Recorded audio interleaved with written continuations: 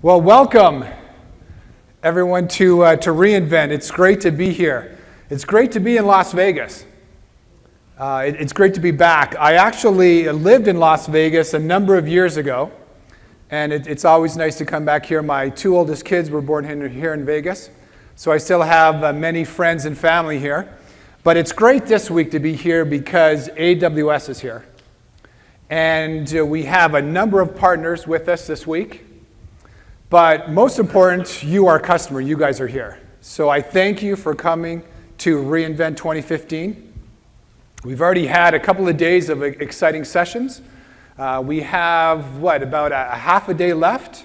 And I know we're standing between you and a big party tonight with Zed and outside at the parking lot over at Link. So we want to make the best of this time together. So the role of a DBA is changing. Did you know that 63% of the time a DBA devotes to SQL Server is spent on maintenance tasks? 59% of the time is spent on performance, and 46% is spent on configuration. So, would you like to give those tasks, those maintenance tasks, some of that tedium that you deal with on a daily basis, would you like to give that to someone else? These three questions that have come up again and again are the questions we're going to answer today. But remember, this is about you. This is about you running SQL Server on AWS efficiently, securely, with great performance, at scale. So as we go through this talk, I want you to reflect. I want you to think about your environments, how you spend your time, the resources that you use, and the time you spend every day managing your SQL Server environments. When you take a look at this list, you see a number of maintenance tasks that a DBA typically does. Would you like to get this list off of your plate and onto someone else's? Would that be nice? Do you think some of these tasks are a little tedious? There's some pressure involved in setting up high availability or scaling or dealing with OS patches. It'd be nice to actually move that to someone else. Why? So that you can focus on your business. That is the value of moving this to someone else. And that someone else could be Amazon RDS for SQL Server. But occasionally, we find customers who they need to manage or have full management over the database instance. Maybe because they need to have more control over the database backups. Maybe they need to deploy a different type of replication or high availability. In those cases, we have customers are able to run SQL Server on Amazon EC2. One of the great things with running SQL Server on AWS is we give you those options.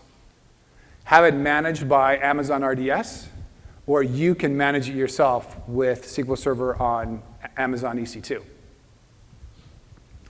But when do you pick the other? So if you need to run SQL Server integration services, or SQL Server analysis services, or SQL Server reporting services, data quality services, master data services.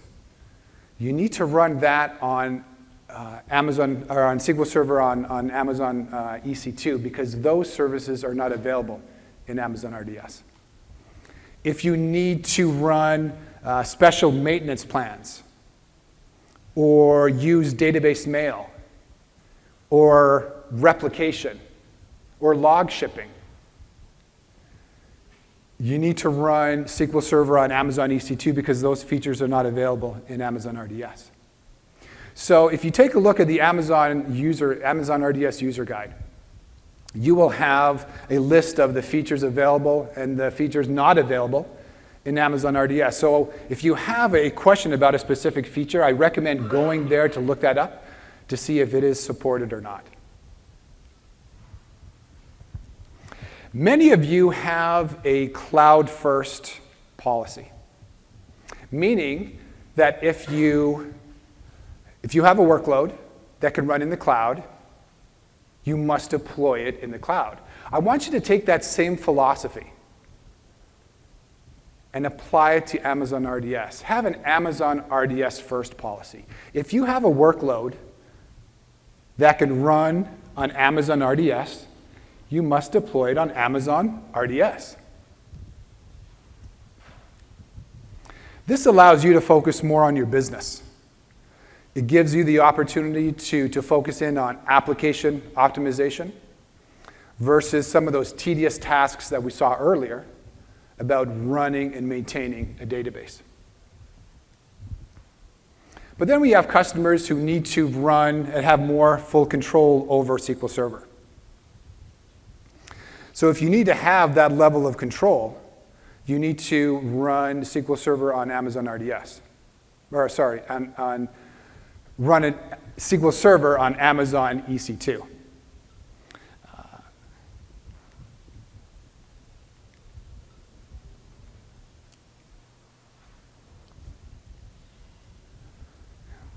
this one more click.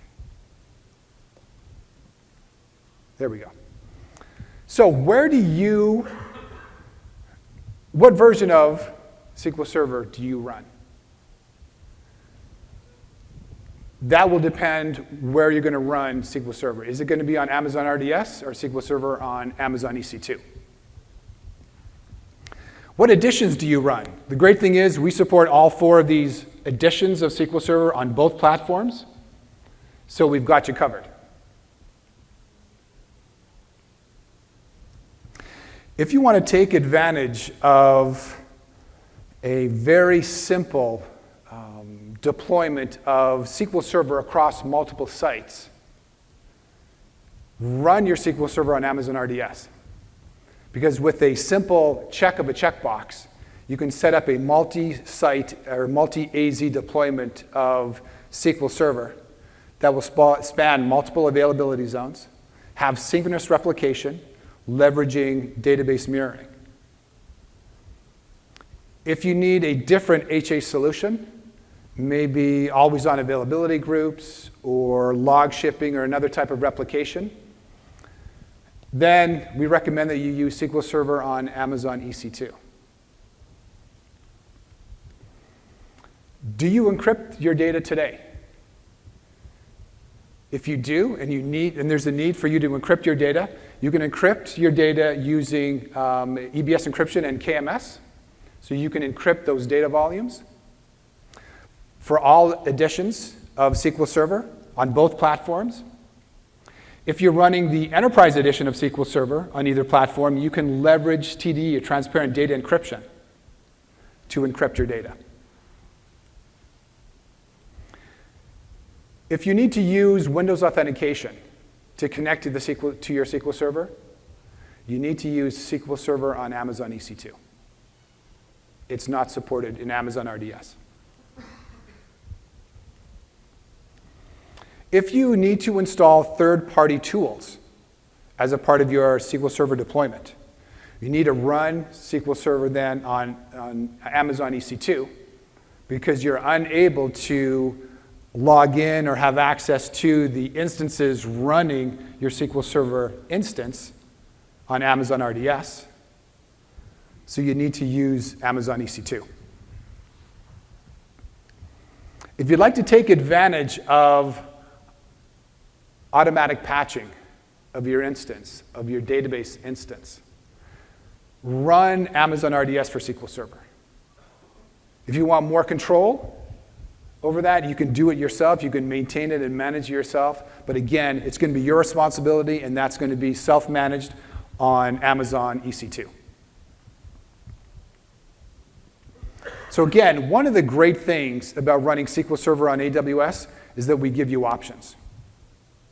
So whether you prefer a GUI interface to deploy and manage SQL Server, or you want to leverage CLI scripting using our AWS CLI, or even PowerShell to deploy and manage SQL Server, again, you have that option.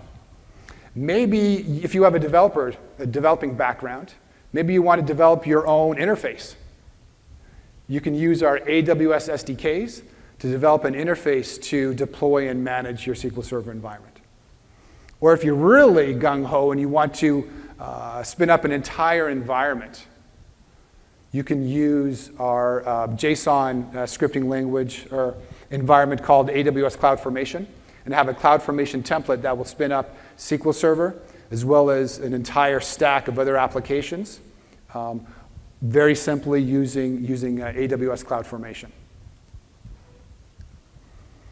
So when we talk about security, I want you to understand that AWS security is our top priority. And as with all security measures, it's best to have a multi-layer approach. So if we look at this, we see that there's 4 different layers that we can deploy to help secure your SQL Server environment. One thing to note, though, is that security is a shared responsibility. Some of the security measures, layers are our responsibility, AWS, and some of the security responsibility is you, the customer. So you need to understand what those responsibilities are so you can take responsibility for them, what those security measures are. So we could broadly categorize those into these 4 different categories. The first one is the network layer. How do you secure your SQL Server environment today, say on-prem, at the network layer? Do you put it behind a firewall? Do you set up routing rules and network access control lists to limit access to your SQL Server environment? You can use these same techniques today in Amazon, in AWS, to lock down access to your environment. Recommend that you run your SQL Server environment in Amazon VPC, a virtual private cloud. Within there, you can create subnets. And you can dedicate these subnets to just the database layer so that only database instances are going to be running in this subnet. You could control access, traffic in and out of this subnet by using routing tables. You can also deploy the optional network access control lists, or NACLs, to identify what traffic comes in and out. A couple things you need to remember about network access control lists. One, they are stateless. You need to identify inbound and outbound rules. The rules can be allow and deny. So you need to identify both types of rules. Rules are evaluated based on starting at the lowest numbered rule. And that determines if the traffic is allowed in or out of your subnet. Remember, NACLs are at this subnet layer. A lot of our customers, they deploy NACLs in conjunction with security groups to have multiple layers of protection for your SQL Server environment. As I just mentioned, security groups are another way to secure your instance. Again, recommend that you use security groups to lock down the traffic coming in and out of your instances. A couple of things to remember about security groups. They are stateful. You also define the inbound and outbound traffic. You only set up allow rules. By default, it is locked down. So you identify allow rules. There are no deny rules with security groups. And again, you want to limit public access to your SQL Server environment, to your instances, and that is just one of the best practices. So if we take a look at access to the SQL Server, we can really break it down into two different categories. One, instance access, and the other is data access. So with instance access, we would compare that to maybe physical access to your physical servers within a traditional data center. You want to limit who has access to power on those machines, power them off, wipe the disks. In AWS, we give you a tool called Amazon Identity and Access Management, or IAM. And with this tool, we give you the ability to set up rules and users and roles and groups to grant access to who can create or start instances, delete instances, or terminate instances. And so you can manage your AWS resources using these IAM users. One of the best practices that we have is that every account has a root account. Every AWS account has a root account. We recommend that you take that root account, you enable MFA, a multi-factor authentication on that root account, and you take that MFA device and you lock it in a safe and you don't use it. Use an IAM user to do your everyday administration or everyday use or managing your AWS resources.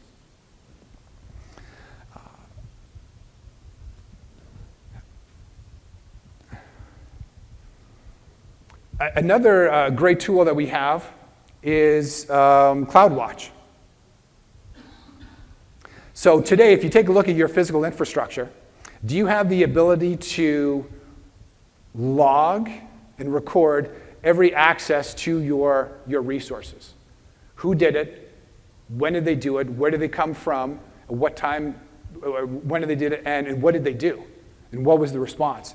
With AWS CloudTrail, we log that information. We record AWS API calls to your AWS resources.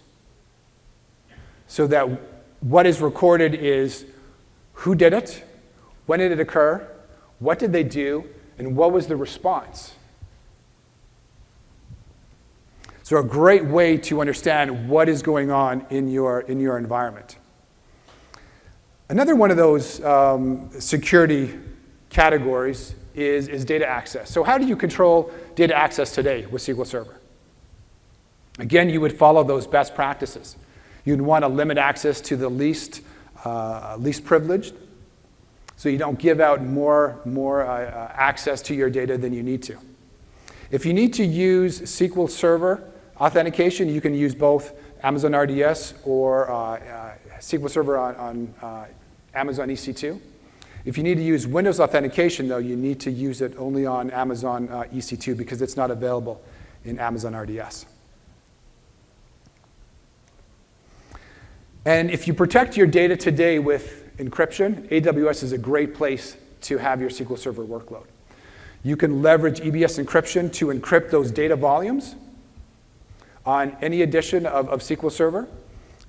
As we also said, you can leverage TDE for Enterprise Edition. You can also encrypt your data using column level encryption, or encrypt the data before you actually insert it into your database. Again, this is your responsibility, though. You need to set up encryption to encrypt that data at rest. Another option to secure your environment, your SQL Server environment, is to secure the data in transit by using SSL. So these are some of the measures that you can take to secure your environment. I'm going to turn the time over to Vlad. Vlad is going to give us more information on how to deploy SQL Server in a performing, scaling, and talk about migration, I think. Is that right? Yeah. All right. Hey, everyone. Welcome. So we're going to talk a little bit about scaling and optimizing SQL Server workloads on AWS. So optimizing SQL Server workloads or any database workloads on AWS or in the on-premise, it's typically a little bit of a chicken and the egg situation, right? So you need to run your database workloads for a while to actually gain any meaningful metrics and see as how that workload performs with those resources that you've allocated. And then you need those metrics in order to make sizing and optimization decisions. Realistically, most customers that I talk to don't necessarily have that level of information right away because it might be a new application or they might not have the infrastructure to monitor everything correctly. So what we really do is try to kind of see how they fit into generic patterns, both in terms of their demand workload and in terms of their query patterns, right? And that will give us some clues in terms of what level of optimizations need to be done for a SQL Server workload, for example. So a simple example here, if your workload has just mostly simple key lookups, right, in the database, then your workload is most likely going to benefit from a lot of memory because it can do a lot of page caching, right? It's not going to be I/O or compute intensive necessarily. Well, on the other hand, if you're doing a lot of queries that are very complex, right, complex joins, then at that point you might benefit from instances that are more compute intensive or more I/O, so the server can fetch data from the disk subsystem, from the storage subsystem much faster. So really, when you're talking about these workload patterns, that will determine a little bit how your workload behaves and what kind of performance you need on these four main pillars, which are compute, memory capabilities, network performance, and storage performance. And these are mostly how you can optimize workloads at the infrastructure level. Now that, in addition to that, you would also be able to optimize configurations of your servers, threading and so on, how that would affect your performance on your server as well. But when we're looking strictly at these four pillars, we notice that the first three of them depend on the EC2 instance type and the RDS database instance type, or that you decide to run the workload on. So that's part of EC2 and the RDS service that will run your SQL Server workload. For storage performance, however, that mostly depends on the options you choose in terms of elastic block storage, if you're running SQL Server on EC2, or the RDS storage type you pick. There's actually a dotted line as well, because the storage performance, especially if you use EBS and RDS, or RDS, also depends on the network performance as well, since that's all network-based storage. So the size of your instance will limit and determine how much effective network I/O you can actually dedicate for storage. So the other aspect of that is monitoring your SQL Server instance. So we talked about metrics before. So the service that you would want to use to monitor that performance is Amazon CloudWatch. So with Amazon CloudWatch, you can set up alarms and notifications for both Amazon RDS and Amazon EC2 for a variety of metrics that determine and express the performance of your SQL Server workload. And you can also, in case of Amazon running SQL Server on Amazon EC2, you can add custom metrics as well. So metrics such as CPU utilization, read-write IOPS, disk queue depth, memory in case of RDS, storage space, number of connections, I/O throughput, those all will factor into your decision as far as what kind of sizing or what kind of scaling do you need to do as far as optimizing that SQL Server workload.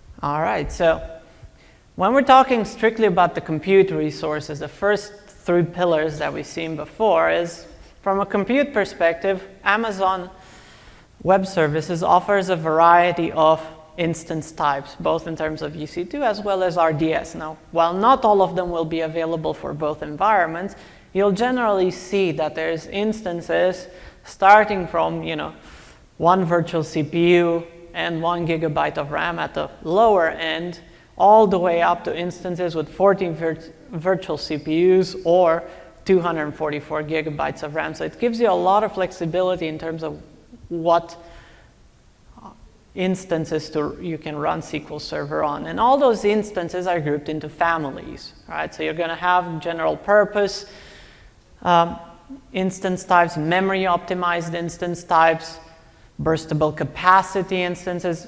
They're all defined by the ratio between virtual CPUs and memory. So the memory optimized obviously will have more RAM per virtual CPU than the general purpose instances. And also, one thing you can always do, regardless of whether you're running on Amazon RDS or on Amazon EC2, you can always scale up or down the size of your instance type with a simple reboot and a simple reconfiguration.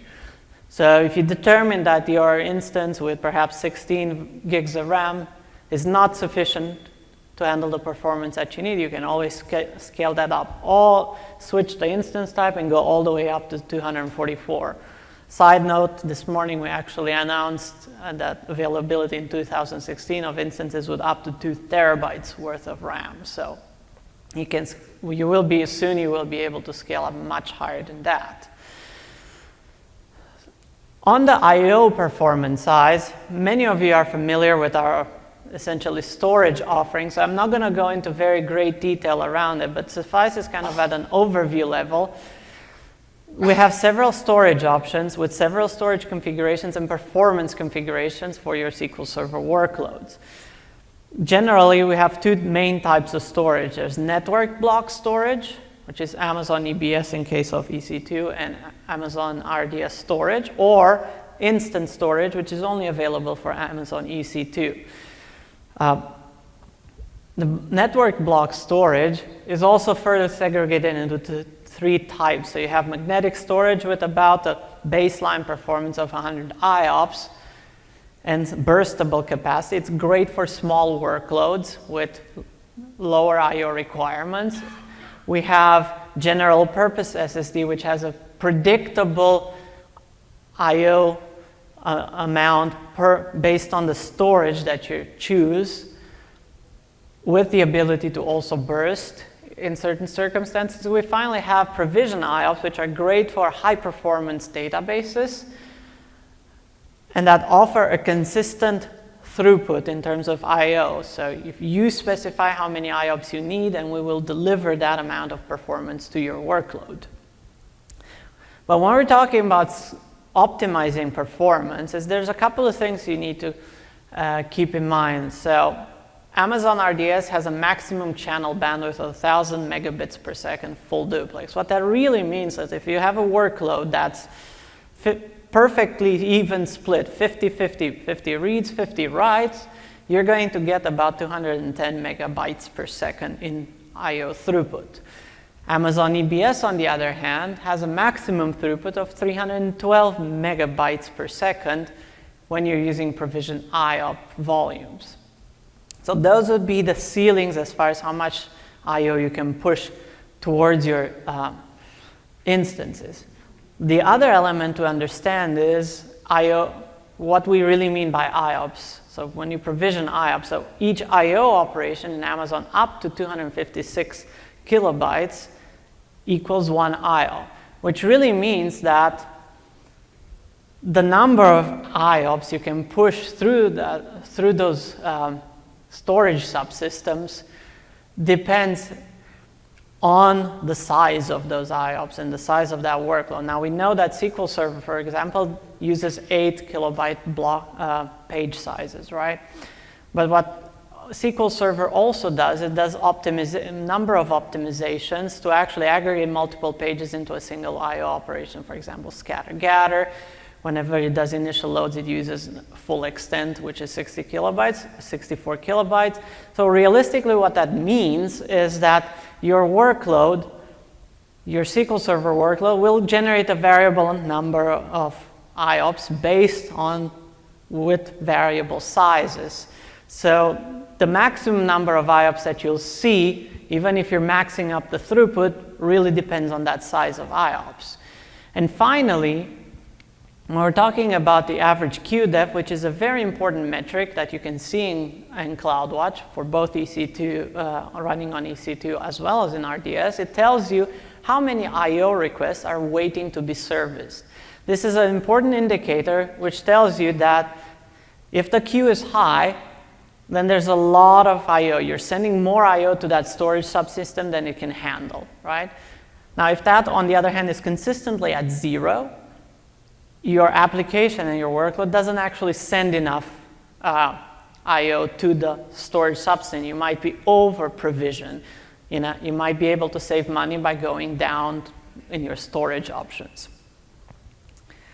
So a couple of other I/O considerations to factor in. So there is a first touch penalty for EBS volumes and the RDS storage when you restore an instance from a snapshot. The reason being that those snapshots are actually stored in S3s, and what we do is make those volumes readily, immediately available to you. By doing that, however, we will fetch the block data from S3 behind the scenes. So the first time you're actually touching a specific block, there's going to be a performance impact as we go behind the scenes and pull the data out of S3 and bring it in. And that, the amount of time that takes really depends on the size of your storage, how much you have it utilized, and a number of other factors. Also, if you're planning to use general purpose SSD volumes on small workloads, on small servers, these can deliver lower baseline performance than even magnetic storage. Say if you have a 20 or 30 gigabyte volume, that one only gives you at most 90 IOPS as a baseline. So after you consume the full burst capability of that general purpose volume, you're going to have a dramatic drop in performance. So you want to make sure that your application actually tolerates that. And we talked briefly about instant storage, direct attached drives. These are physical drives that are attached to the host running your virtual machines, which means that they can deliver very high performance. We have instances with magnetic storage. We have some with SSD.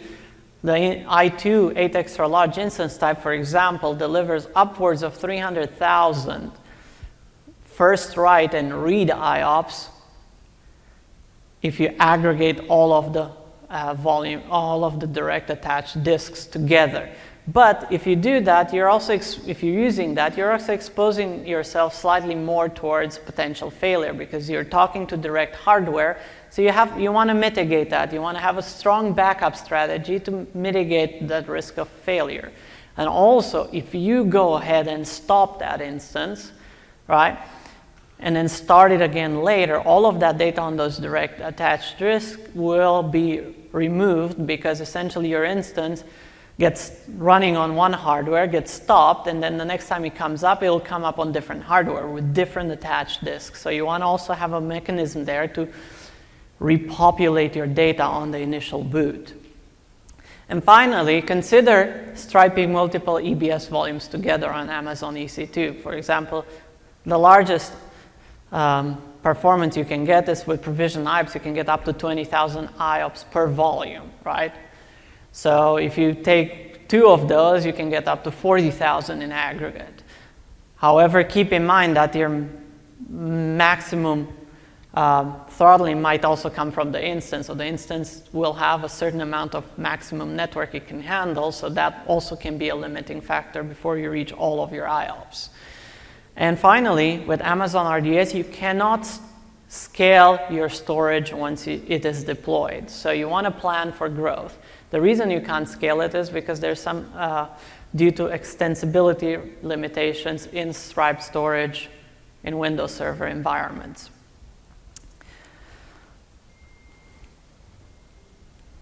So let's talk a little bit about HA. Daryl touched upon it a little bit before. So when you're running SQL Server on Amazon EC2, it's really close to how you're running it in your own data center. You would use native SQL Server features, and the key there is that you are responsible for implementing those features, whether it's log shipping, which is typically used for disaster recovery, but it can be used to increase availability, or you're using SQL Server database mirroring in a synchronous or asynchronous modes, or using always-on availability groups. Regardless of the solution, you will be in charge of managing that solution and maintaining it. And regardless of which option you choose, you want to take advantage of our availability zone feature. So you want to deploy your principal servers in one availability zone, secondaries in another availability zone. And for those that aren't familiar with availability zones, those are really different locations within a region. They're isolated and independent from each other so for fault tolerance purposes. So if there's one data center, one location that fails, the other one can still operate effectively. In Amazon RDS, on the other hand, you can run your workloads in multi-AZ mode. This provisions a primary and secondary database instance, 2 nodes, each in different availability zones, and they will leverage SQL Server database mirroring in synchronous mode for replication purposes. And if you use this option, typically there's an automatic failover that lasts 1 or 2 minutes whenever a failure is detected in the principal server. Looking a little bit more in depth, there's Amazon RDS Multi-AZ is designed to mitigate failures both at an availability zone level and the instance level. So the instance can fail, the availability zone can fail, and if and when we detect that failure, we kick in a failover process, we stop the mirroring, we promote the secondary to a master, we change the DNS endpoint and provision a new server. So RDS instances are provisioned and we give you a DNS endpoint to connect to. So that IP address behind that endpoint can change in the event of a failover. We might replace the server or we might shift you over to the secondary. In either case, we manage that. And your application really only needs to implement retry logic at that point. And it keeps trying to connect to the database until DNS IP address switches, and you can connect to the new master server.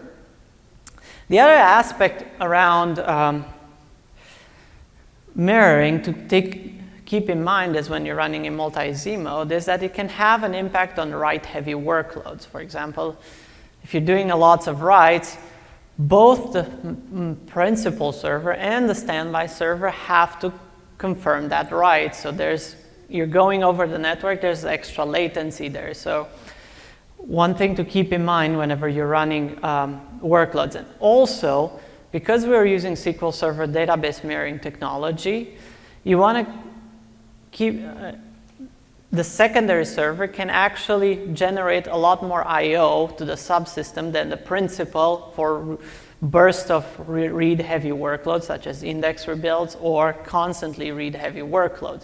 So in that case, what you want to do, if you notice your cluster slowing down, even though the principal metrics in CloudWatch don't necessarily reflect any kind of performance impact, right? You want to still increase performance in your I/O subsystem because your secondary or standby server might be actually impacted by performance in those types of workloads. So how do we manage and migrate workloads to Amazon RDS? From a management perspective, Amazon RDS gives you an automated backup and recovery solution.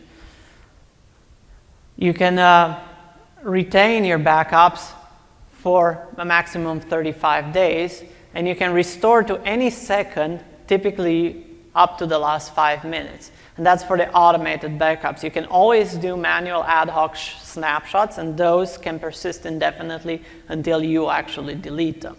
We also offer push-button DB instance scaling. Like we mentioned before, you can always scale the compute size of that instance. You can also replace hosts and apply minor version upgrades automatically. Now, you don't have to apply minor version upgrades automatically. It's a simple checkbox that you check. If they're available, we'll apply them for you. If not, you have the option on your own timeline to actually apply those minor upgrades. And finally, we offer pre-configured parameter groups and option groups to control the configuration of your database instances. And you can take those pre-configured option groups that work for the majority of workloads, clone them, and tweak those parameters, such as threading, for example, adjust those values, and then apply those to your instances, right, in a consistent way. So what that buys you is consistency and auditability, which means you don't have somebody just going into the server making a change without any kind of audit capabilities, you use those parameter groups to enforce a consistent way of configuring your servers and track those configuration changes. When we talk about management features, there's really two administrative windows of time that are really critical. So the backup window is a window of time of at least 30 minutes every day. That's the time when your RDS SQL Server, the instance, will automatically be snapshotted for a daily snapshot, a full snapshot. Now keep in mind those full snapshots are differential, so the amount of data that actually gets captured depends on how many changes you're actually making during that given day to your database. And the other maintenance window is the other window is the maintenance window. It's a 30-minute window once a week. So that's when, unless you tell us to apply changes immediately, that's when we'd have to do automatic minor version upgrades, patches, or you'd make changes to your instances, and those modifications need to be applied. That's when we do those administrative tasks in that window of time. And some of those might require a reboot of your instance. Now, obviously, if you're using Multi-AZ, it'll actually perform a failover, essentially, and reduce the downtime. Both windows, you want to adjust those to a time that makes sense for your workload. For example, if you're operating it's a line of business application that's only operating during regular business hours in the US, you obviously want to put those and schedule those times sometime at night when your application will be less impacted. But always set those windows of time to something that makes sense to you. Otherwise, we'll pick some defaults for you. From a tooling perspective, Daryl touched upon it a little bit. So you can use common ecosystem tools such as SQL Server Management Studio, the command line, to access your RDS instances. And RDS can only really be used as a data source for SSRS, SSIS, SSAS, not run those services on it. And that really has to do with the fact that it's a fully managed environment, and we don't give you access as an administrator login into it, or you can't RDP into those instances. You can't have access directly to the file system either. You also have a limit of 30 databases per Amazon RDS instance, and certain features are not supported, such as maintenance plans, database mail, linked servers, MSDTC, but some of these are actually, we provide equivalent features part of the AWS experience. For example, we do have automatic backups, part of the RDS service. We also provide an outbound email service, Amazon Simple Email service that can potentially replace your database mail needs. So how do we migrate data to and from RDS? And the key takeaway here is that we don't want to lock your data into Amazon RDS or anywhere in AWS for that matter. So there's a number of tools you can use to migrate your data away. You can potentially use something like Microsoft SQL Server Database Publishing Wizard or import-export tools to export your TSQL files and then load them into your RDS environment or in a different database using the command line tool. This really works for smaller workloads or if you can afford some downtime during your migration. Just yesterday, we launched the AWS Database Migration Service. So this will provide you with a minimal downtime option to migrate data from SQL Server on-premise or outside of RDS to RDS or the other way around. And the migration service can also migrate data between database platforms, such as from MySQL to SQL Server, and also comes with a schema conversion tools for those heterogeneous types of migrations. For the folks that are not quite ready to wait until that service is released, we actually have today a tool called the Amazon RDS migration tool.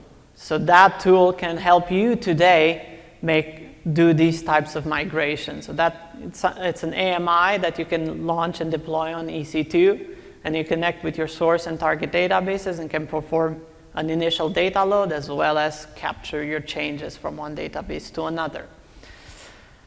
And finally, you can use our AWS Marketplace. There's lots of vendors that offer import and export tools. They might be specialized to certain environments, certain solutions. But for all of these solutions, you pay usually the same way you pay for our services, hourly and only for the amount of time you actually need those solutions rather than purchasing a perpetual license.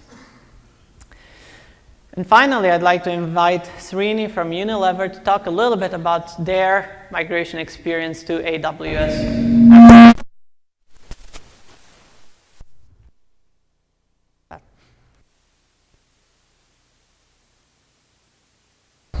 Thanks, Vlad. Can you guys hear me okay? Okay, good. Hi, my name is Srini Alamanchali. I'm from Unilever. My current title is Global Technical Manager. In my past life, I used to be a Oracle and SQL Server DBA. I did the database administration for 10 years. So let me give you some use case about RDS and where we are using it. And before I get into that, let me give you some introduction about Unilever. Unilever is a multinational, fast-moving consumer product company. We have more than 400 brands, and we do business in 200 countries. And our products include foods, personal care, household cleaning and refreshments and beverages. And our marketing teams, they use websites for promoting their ideas and campaigns, and also putting a brand.com presence. So for some of you are familiar with the brands there, Dove, Axe, and Magnum ice cream, and we also have we also own Ben & Jerry's. So in total, we have 2,200 websites today in Amazon. We started this journey in 2011, and we host them in 3 major regions of Amazon, and we also use Japan and Frankfurt. For some of the services we use is EC2, RDS, Redshift, and DynamoDB. Yeah, so let me explain in detail about our footprint. So running all these 2,200 websites, we use 1,100 EC2 instances that provides both production and non-production environments. And it's a 50-50 Linux and Windows environments, and we also have 97 RDS instances. Majority of them are MySQL and Microsoft SQL Server, and we have few Oracle RDS instances as well. And from storage point of view, S3, EBS, Glacier, you name it. And we have a lot of load balancers. Each website uses a load balancer for load balancing traffic as well as SSL termination. So we use the CloudWatch, CloudSearch, and Elasticache, and Route 53. So from Marketplace, we use Qualys for security scanning services, and Adobe Flash Media Server, and ColdFusion. So this is the use case for RDS, SQL Server RDS. So there's a popular website, unileverfoodsolutions.com. It is not a consumer facing, but it's used by a lot of chefs in the industry from the restaurants. So we have thousands of chefs registered to that website. Basically, they use it for sharing the recipes, and we provide a lot of information about our new products and also provide them some samples and promotions. So this application, we used to host them in our data centers in UK.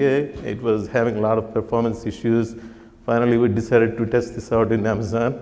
So at that time, we didn't have the SQL Server multi-zone RDS solution, so we started with this single zone. Then the main website was in Linux and MySQL environment. And there is another piece which is called RecipeNet, where chefs will connect and share a lot of these recipes. So that is built on SQL Server on RDS. Then we also have multi-region RDS small instances to store the PII information. So why did we go to cloud? And I think some of these challenges, I think Daryl and Vlad covered that. I think these are typical. It requires a lot of maintenance, and patching was a big deal. And we also need to run backups, and all that management was a big DBA tasks. So that's why we decided to go with RDS. I think another biggest challenge for us was scaling. So at this website I mentioned earlier, unileverfoodsolutions.com, was cyclical traffic goes up and down without any notice. So that's why we tried with Amazon RDS. So how did we do that? So we took a clean export of on-premise database. Then we created the RDS schema using the scripts generated from the SQL Server. Then we disabled the triggers and foreign keys. I think then also stopped the backups because of otherwise it's going to cause a lot of performance issues. Then we copied all the backup to S3, then finally pushed that backup, almost 50 gigs of that, into SQL Server RDS using the export-import wizard. Then we finally enabled triggers and foreign keys and constraints and restarted the automated backups. So, success story. I think you heard a lot of these things from Vlad and Daryl, but this is definitely up and running. And for the last 3 quarters, it's 100% availability. And we have this multi-AZ production database for automated failover, and scaling was a very easy thing for us because it doesn't take any downtime. So AWS takes care of all that scaling for us because they scale up the secondary first, then make it available when the master is being scaled. And we also use 1,000 IOPS for consistent I/O, which allow us to do 1,200 queries per second. And from a security point of view, all good things that you already heard about, VPC, subnets, ACLs, and then database level logins, and then access management through SQL Server. So all those good things are being done. So that's it from my side. Thank you. Don't forget to complete your evaluations. Thanks, guys. All right. Yeah. Have any questions?